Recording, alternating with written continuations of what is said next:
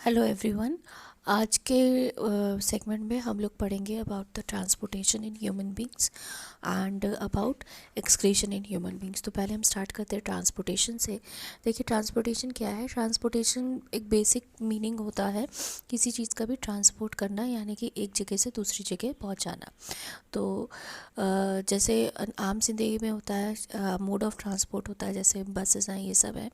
ये क्या करती हैं, लोगों को और ट्रक्स सामानों को इधर से उधर ट्रांसफ़र करवाते हैं। तो वही काम हमारी बॉडी में होता है, transportation of food material, transportation of waste material from one part of the body to the other. अब ये काम कैसे होता है, क्योंकि हमारी बॉडी में और कोई मीन्स नहीं है जिसके थ्रू ये हो सकता है। Blood is the only mean by which transportation can occur. Blood एक फ्लूइड होता है, आपने 9th में पढ़ा है, ब्लड एक कनेक्टिव टिश्यू होता है। ब्लड में प्लाज्मा होते हैं, और जो प्लाज्मा है वो खाना है, आपका कार्बन डाइऑक्साइड है, नाइट्रोजनस वेस्ट है, उनको ट्रांसफ़र करता है, राइट। जो ऑक्सीजन है वो हीमोग्लोबिन में अटैच होके आपके सेल्स तक पहुंचाई जाती है, और सॉल्ट्स हैं, ये सब कुछ आपकी बॉडी में ब्लड के थ्रू ट्रांसफ़र होता है। लेकिन अब ब्लड को भी पुश करना पड़ता है। ब्लड ऐसे तो बहेगा नहीं, भाई हेड तक जाना है, हेड इज़ अबव, जैसे हार्ट के लेवल से ऊपर है, और हमारी बॉडी भी कॉम्प्लेक्स है। और एक ह्यूमन बॉडी में या किसी भी वर्टिब्रेट की बॉडी में ब्लड पहुंचाने के लिए एक पंपिंग ऑर्गन चाहिए, ताकि हर पार्ट तक, हर सेल तक ब्लड पहुंच सके, राइट। तो इसीलिए we have a pumping organ for this which is known as the heart. ये ह्यूमन हार्ट है, ये सेक्शन है ह्यूमन हार्ट का, ठीक है। जो एरोज़ हैं दे show the direction of blood through the heart. जो एरो आपको दिख रहे हैं वो ब्लड की डायरेक्शन शो कर रहे हैं। अब इसमें आपको 2 कलर का दिख रहा होगा, एक ब्लू है और एक आपका ऑरेंजिश कलर का है। जो ब्लू कलर है which it shows impure blood, whereas the orange one it shows pure blood. So the blue color shows the movement of the arrows in which are in the blue color shows the movement of the impure blood through the heart, whereas the arrows in the orange portion they show the movement of pure blood in the heart. अब पहले heart के ये parts हम जान लेते हैं जो diagram में दिए हुए हैं। सबसे ऊपर हम शुरू करते हैं, will start from the left side. तो वीना केवा आप देख रहे हैं, देर is vena cava from the upper body and vena cava from the lower body. This two are very big veins in our body. Vena cava from the upper body superior in vena cava कहा जाता है, और ये ऊपर की side से, ऊपर upper body से इम्प्योर ब्लड कलेक्ट करती है। ठीक है, जितनी भी वेन्स हैं वो बाद में मर्ज होके वीना केवा में मिल जाती हैं। इसी तरीके से नीचे जो Veena cava from the lower body, उसे इन्फीरियर वीना केवा कहा जाता है, और वो नीचे की साइड से, आपके नीचे से के पार्ट ऑफ द बॉडी से इम्प्योर ब्लड कलेक्ट करती है, राइट, और उसे आपके हार्ट तक लेके आती है। These two vena cavas open in a room or a chamber of the heart which is the right atrium. आपको ये पता है कि जो हमारा हार्ट है वो 4 चेम्बर का होता है। चेम्बर्स यानी छोटे छोटे रूम्स। तो हमारी हार्ट में 4 रूम होते हैं, 2 लेफ़्ट की साइड, 2 राइट की साइड। जो लेफ़्ट की साइड में रूम होते हैं they are for the pure blood, where is the right side, ठीक है, आप जैसे ऐसे सीधे बैठे हैं तो आपके राइट हैंड साइड में जो रूम्स होंगे हार्ट में they are dealing with the impure blood, और आपके लेफ्ट हैंड साइड में जो रूम्स होंगे हार्ट में they are dealing with the pure blood. Now जो राइट और लेफ्ट साइड है हार्ट का, it is separated from each other by a wall which is known as the septum. ये septum आपको दिख रही होगी बीच में, और ये लेबलिंग भी हो रही है। तो it is known as the septum, और ये इसीलिए ज़रूरी है ताकि there is no mixing of the pure and impure blood. अब प्योर ब्लड कौन सा है, जिसमें ऑक्सीजन बहुत है, और इम्प्योर ब्लड कौन सा है, जिसमें कार्बन डाइऑक्साइड बहुत है।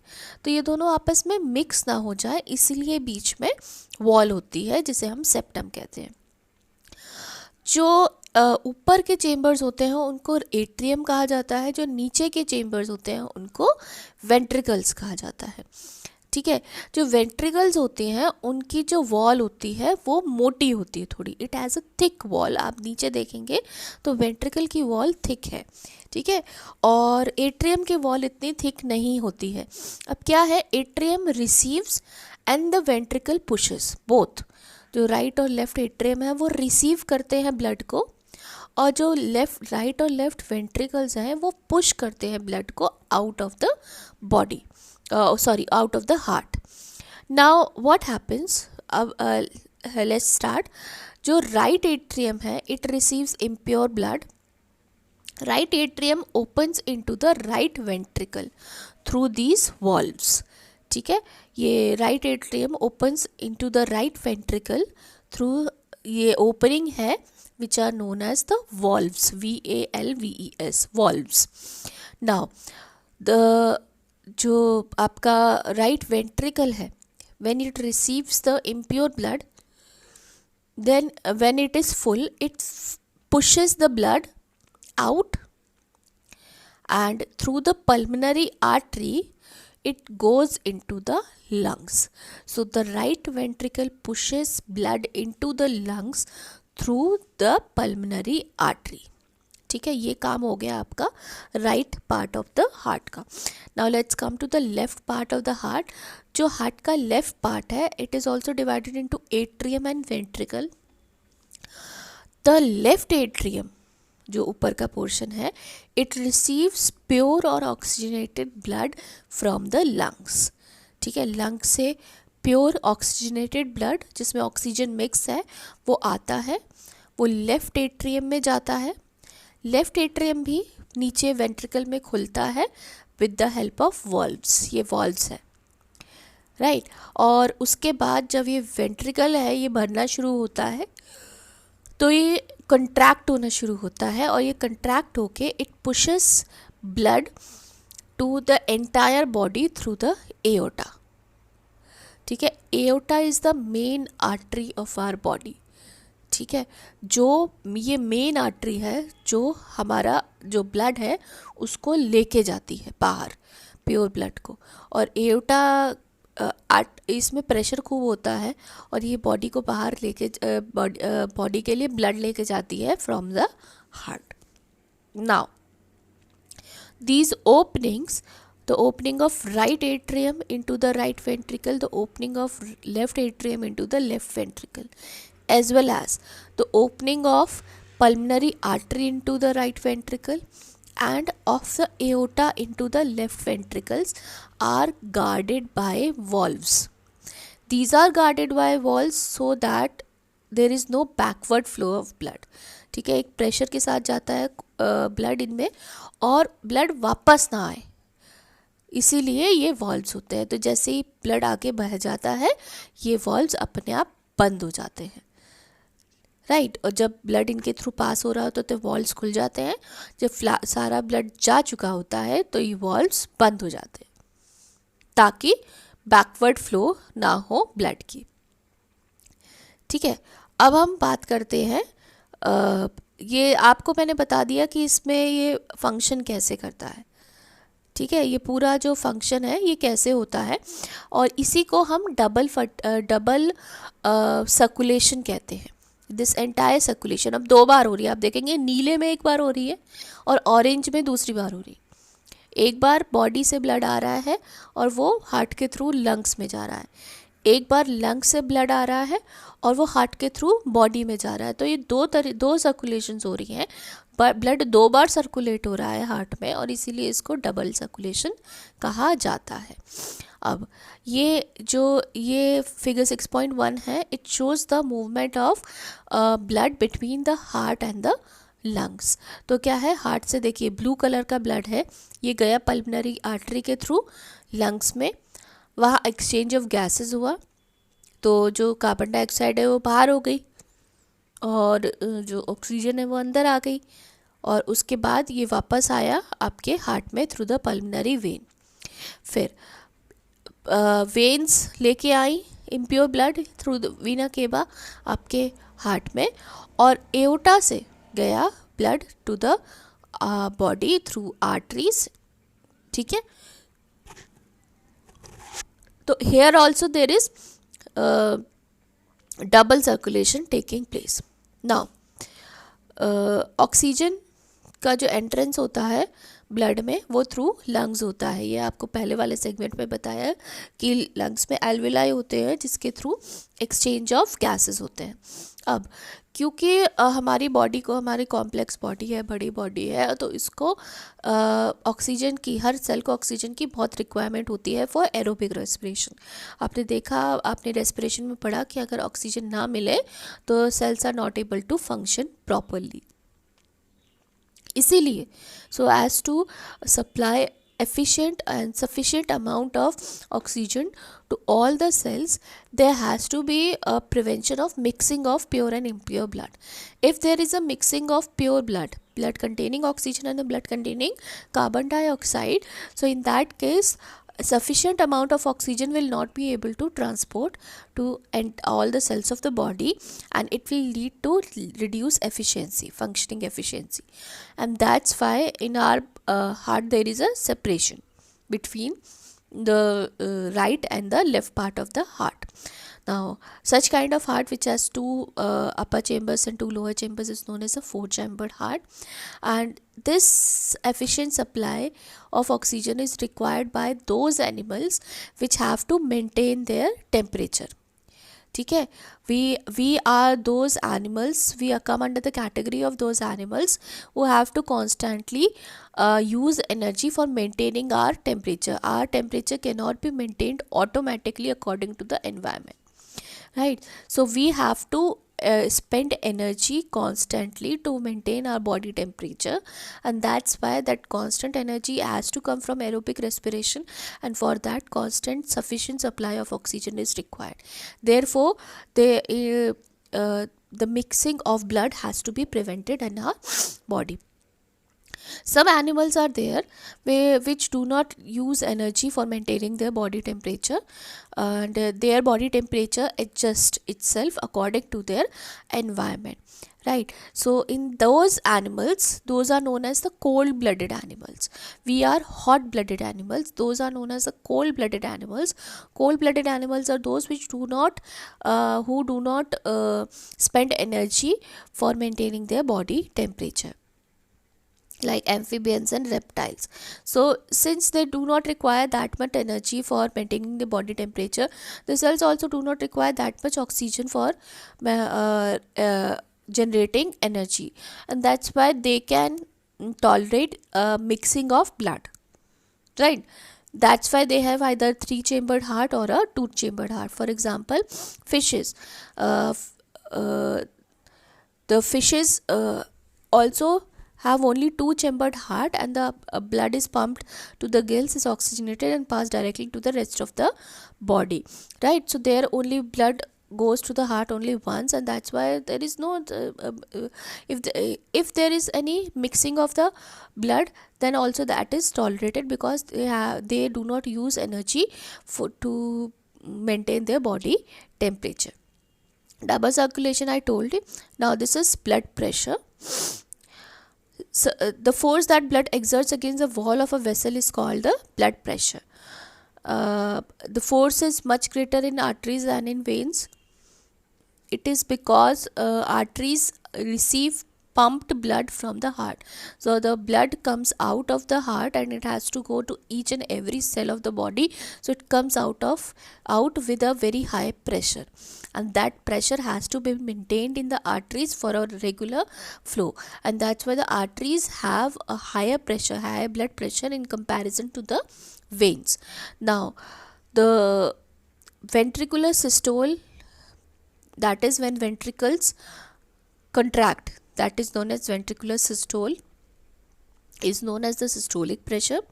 The pressure in arteries during the ventricular diastole, that is the ventricles when they relax, that is known as diastole. The contraction is known as systole, and the relaxation is known as diastole. When the ventricles contract, that is known as ventricular systole, and when the ventricles relax, that is known as ventricular diastole. So there are two types of pressure: one pressure when the ventricles contract, and the second pressure when the ventricles relax. Because it is ultimately the ventricles which are pumping blood out of the heart. So the normal systolic pressure is 120, and the diastolic pressure is 80, and the we read it as 120 by 80, right? So this blood pressure is measured with the help of an instrument known as sphygmomanometer, that you all know. And how it works: see, there is an artery which passes through our hand, upper part of the hand. Main artery is there, one of the main arteries there. Now when blood pressure has to be monitored or has to be read, an arm band is put around your upper part of your hand, right? Actually the left hand, ठीक है. और उसके बाद उसमें pressure create करा जाता है, तो वो आपका टाइट हो जाता है. जब वो टाइट हो जाता है तो यहाँ पे मेन आर्टरी है एक, वो आर्टरी थोड़ी देर के लिए ब्लॉक हो जाती है. फिर आप स्टेथोस्कोप रखा जाता है एल्बो के पास, और वहाँ पे उसकी रीडिंग एकदम साउंड सुना जाता है. फिर धीरे धीरे प्रेशर रिलीज़ करते हैं. तो जो जैसे प्रेशर रिलीज़ करते हैं तो एक कट करके आवाज़ आती है, टक करके आवाज़ आती है, क्योंकि एकदम से प्रेशर रिलीज़ होता है तो वहाँ आर्टरी में फ्लो होगा एकदम से ब्लड, तो वो एक आवाज़ आती है. वो पहला रीडिंग होता है, ठीक है. और उसके बाद वो आवाज़ जब आनी बंद हो जाती है, पहली आवाज़ आती है तो वो पहली रीडिंग होती है, जिसे हम कहते हैं सिस्टोल वाली, जो वेंट्रिकुलर सिस्टोल की रीडिंग है, सिस्टोलिक प्रेशर. उसके बाद जब वो आवाज़ बिल्कुल आनी बंद हो जाती है तो वो लास्ट रीडिंग नोट करी जाती है, ठीक है. उसको हम कहते हैं डायस्टोलिक रीडिंग, ठीक है. तो इस तरह से आपका ये ब्लड प्रेशर की जो मशीन होती है वो काम करती है.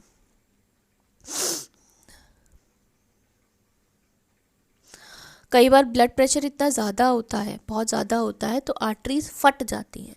नसों के फटने की शिकायत आती है हाइपरटेंशन की वजह से, ठीक है. इंटरनल ब्लीडिंग हो जाती है, और it could be fatal also. So blood pressure has to be kept under control, because higher blood pressure can lead to bursting of the arteries inside the body, and it could lead to internal bleeding, and internal bleeding is very difficult to manage and very difficult to control, and that's why the blood pressure has to be controlled. Now we come to the blood vessels. See, blood vessels, arteries and veins. You all know about the arteries and the veins.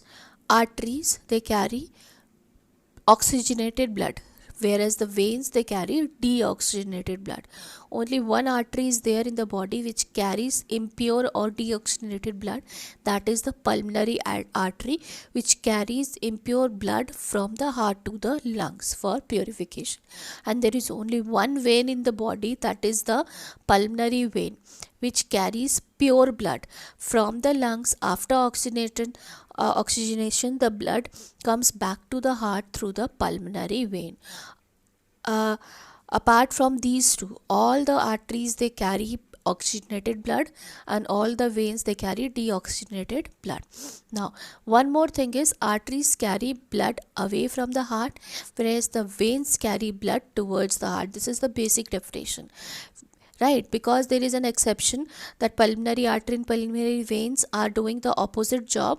So that's why the main definition of arteries are the blood vessels which carry blood away from the heart, and veins are the blood vessels which carry blood towards the heart. The arteries are thick walled because they in them the blood flows under high pressure. They are thick walls and they have elastic walls. Thick elastic walls are there, whereas the veins have thin walls which are non-elastic, because in them the blood does not flow with a very high pressure. In arteries, valves are not present inside the arteries. There are no valves present, because the blood is flowing under very high pressure, so there is no backward flow of blood possible. In veins, the blood pressure is very low, and that's why there could be a possibility of backward flow of blood. So in order to prevent that, there are valves present inside the veins. Now On reaching an organ, the arteries they divide into very small blood vessels, and these are known as the capillaries, right? And these capillaries, they are very thin walled. Through them there is exchange of gases takes place, right? And once it is done, the capillaries they join together, and from there the veins they grow and they take in the deoxygenated blood. Now, maintenance by platelets. The platelets function by forming blood clots. Platelets has the function of forming blood clots at the site of injury, ठीक है? जब हमें कहीं पे चोट लग जाती है तो वहाँ पे आपके वहाँ से ब्लड निकलना शुरू हो जाता है. अगर उसे वहीं पे रोका ना जाए तो it could lead to fatal blood loss. और इसीलिए यह बॉडी में ऐसे सेल्स होते हैं जिन्हें हम प्लेटलेट्स कहते हैं. प्लेटलेट्स क्या काम करते हैं? They form blood clots at the site of injury. और जब क्लॉटिंग हो जाती है तो वहाँ पे ब्लड वहाँ से बहना रुक जाता है. So they prevent excess loss of blood from the body due to injury. Now we come to lymph. Lymph एक अनदर फ्लूइड है, एक और फ्लूइड है जो ट्रांसपोर्टेशन में हेल्प करता है हमारी बॉडी में. अब लिम्फ क्या है? जो आपके कैपिलरीज हैं जहाँ पे मिलती हैं, जहाँ पे कैपिलरीज बहुत थिन वॉल्ड होती हैं, तो कुछ अमाउंट कैपिलरीज में से प्लाज्मा का, ब्लड सेल्स, कुछ छोटे प्रोटीन्स जो हैं वो निकल जाते हैं, ठीक है? एक्सचेंज हो रहा है, ब्लड उसके थ्रू फ्लो कर रहा है, तो इस सब में थोड़ा थोड़ा प्लाज्मा उसमें कैपिलरी, क्योंकि बहुत पतली वॉल्स होती हैं तो उसमें से निकल जाता है और बीच में इकट्ठा हो जाता है, सेल्स के बीच में इकट्ठा होने लगता है. अब ये सेल्स के बीच में इकट्ठा होता है तो इसको वापस भी पहुंचाना है, otherwise it could be dangerous for the cells, क्योंकि सेल्स के बीच में रहेगा, प्रॉपर फंक्शनिंग नहीं होने देगा सेल्स की, इकट्ठा होता रहेगा. तो ये क्या है? इसके लिए, ताकि ये प्लाज्मा और ब्लड में से प्लाज्मा लॉस भी हो जाएगा, तो उस चीज़ को कंपनसेट करने के लिए हमारी बॉडी में एक लिम्फेटिक सिस्टम काम करता है. वो क्या है? लिम्फ वेसल्स होती हैं, ठीक है? तो वो क्या करती है? इसको, ये जो प्लाज्मा इकट्ठा हो गया, इसे हम लिम्फ कहते हैं, टिश्यू फ्लूइड, इसे हम लिम्फ कहते हैं. इसमें इसको इकट्ठा करते हैं और इकट्ठा करने के बाद वापस इसे ब्लड में भेज देते हैं, right? Lymph drains into the lymphatic capillaries from the intercellular spaces which join to form large lymph vessels that finally open into large vein, ठीक है? लिम्फेटिक नोड्स, लिम्फ नोड्स होती हैं जगह जगह पे, वहाँ पे इकट्ठा होता है. लिम्फ वेसल्स, लिम्फ कैपिलरीज अलग से काम करती है, पतली पतली कैपिलरीज होती हैं जो लिम्फ को इकट्ठा करती हैं. वहाँ से लिम्फ वेसल बनती हैं, लिम्फ वेसल के थ्रू ये लिम्फ या जो टिश्यू फ्लूइड है वो फ्लो करता है और फाइनली ये जाके मेन वेन, जो वीना केवास है, उसमें जाके ये मिल जाता है. और मिल के जो आपका जो प्लाज्मा है जो निकल गया था ब्लड से, वो वापस ब्लड को मिल जाता है.